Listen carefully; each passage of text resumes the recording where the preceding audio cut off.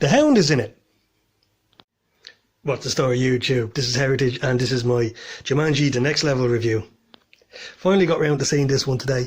I'd actually been intending to go see it for a while, but it's just been sold out. You know, like it apparently, and I haven't really been keeping track of this, but it's been the most successful film outside of the MCU and a Disney film, which is going to be a pleasant surprise for Sony, because I doubt they expected they were going to get this type of success from a film that's essentially a sentimental reboot from a Robin Williams film from the 90s. But the first one, Welcome to the Jungle, was just so charming and so enjoyable and so, you know, a good solid action adventure film with a good healthy dosing of character involved that it really did go a long way of setting itself up as its own thing instead of just a shameless cash-in of a franchise. Which is ironic because that's exactly what this one is. But it does it so well that it doesn't matter. I mean, like, I left this now after a year of what, as Brie Larson call it, intersectional feminism, where you've got Men in Black, you've got X-Men Dark Phoenix, you've got Charlie's Angels, God help us, you've got Terminator Dark Fate. It's just such a relief to get a film that's only interested in entertaining you, telling a story and pulling on the heartstrings. The conceit is that we're following the same guys from the Welcome to the Jungle movie. It's a couple of years down the line, you know, people have moved on to college, they've gone around the world, stuff like that. And Spencer is actually having a bit of a hard time. He's working in New York. He's in college, and it's been a bit rough for him. Like, he's been separated from Bethany and Fridge and Colin, and it's just he's starting to feel a little bit out of the loop. So when he comes back, it turns out that he's actually got the old Jumanji game that they smashed up at the end of the last film, and he's rebuilt it. And it's basically that he's feeling insecure, and he wants to try and feel the confidence that he had when he was playing Bravestone in the game last time round. Now, let's be honest, we know that's stupid, we know it's ridiculous, nobody would do it after what happened to them, but you just need an excuse to get them back into the game, and this is what they did. And, you know, if you forgive that, you're just here for the adventure. And, you know, it just gets you back into it. The mix-up here now as well is that you've got Danny DeVito and Danny Glover in here. Danny DeVito plays Spencer's granddad, and Danny Glover is playing his former partner from a business concern of Milo.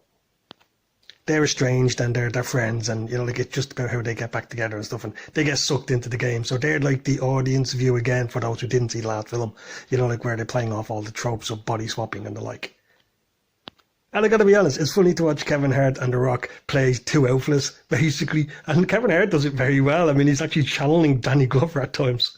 I mean, I'll be honest with you, I didn't have high hopes for this film because it is a sequel to a sequel, so I was expecting it to be just a cash-in. And to be brutally honest, I was going to this just to see Karen Gillan because, you know, in a year, and to be honest with you, a decade in which Hollywood has been refusing to her a beautiful-looking woman, she is absolutely stunning. So it's just great to see a girl who is luminous on the screen.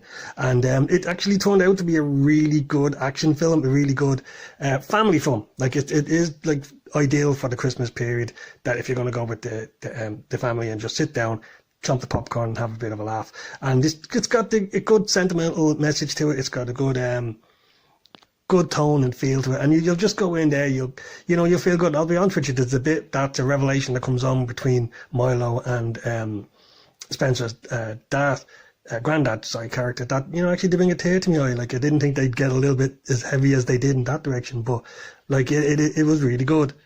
And I have to admit, as an old school gamer, like, I'm PlayStation 1 period lads. I mean, like, I grew up on Tomb Raider, grew up on Resident Evil, so I mean, it's been actually great to look at these films and see how, you know, almost subconsciously they start featuring in little things that you could say, oh, that's from that genre, that's from this film, or that's from this game. So you see elements of, like, Uncharted in this, you see elements of I'd say Skyrim, which is sort of ironic. Like I said, as I started this video saying that the Hound is in it. The Hound is a villain playing Yogum the Terrible or something like that. It's basically a Game of Thrones type of character villain, but it is fun. Like, and he's enjoying himself. And I have to be honest, I got a great laugh out of seeing him in it, and he plays his part well. It's funny, I mean, for a film based on, you know, like, it was supposed to be supposedly action, it is much more of a character piece. It's much more about how these people, you know, like, the first one was coming of age, almost things people in teenagers, you know, dealing with their bodies and their relationship and stuff like this. This one is almost dealing with the elderly and, you know, with your life that you've lived and your losses and stuff like that. Not as heavy as that, but I mean, it is amazing how it is. There's an actual awful lot of character into this film. I was pleasantly surprised by that, like, so the action is, it's fun and enjoyable, like, but I mean, it's almost incidental in terms of how this is actually a really good film. But yeah, it's just interesting as well to look at these things from the side and think, well, there's a bit of Final Fantasy in there, and there's a bit of Tomb Raider. So it's actually kind of funny how it not even effortlessly tries, well, even effortlessly trying to get these things in there, so kind of satisfies on that level. So yeah, I mean, I'm just out of it there. Like I said, I can't believe it has been selling out, particularly considering this is the same time period that Rise of Skywalker is out, and that doesn't seem to be selling out at all from what I've been seeing. And it's taken me like a week and a half to get to see this film. So, but yeah, really enjoyed it. It's good old-fashioned, shameless, sentimental family fun. You'll have a great time if you bring the kids to it. I'd say if they're like type of 10 to 14, something like that, they'll get a great laugh out of it. Like, might be a little bit scary for anyone younger than that because there's a big scene with kind of the monkeys and stuff like that. But anyone else have a great laugh. I mean, it was just funny to see, as I said, The Rock channel his inner Danny DeVito and just be smacking the hell out of people, like really embracing more the Avatar aspects of these characters, where he's just like beating up dozens of people at a time, like, so it was fun to see that. And it's got a nice familiar feel to it that, like I said, you'll go in there and you'll leave with a good smile on your face. So that's my Jumanji review. Not a long one because there's not a lot to it, to be honest with you, but it is just great to see a film that's really just about entertainment after a year of films that were shoving agendas down your throat.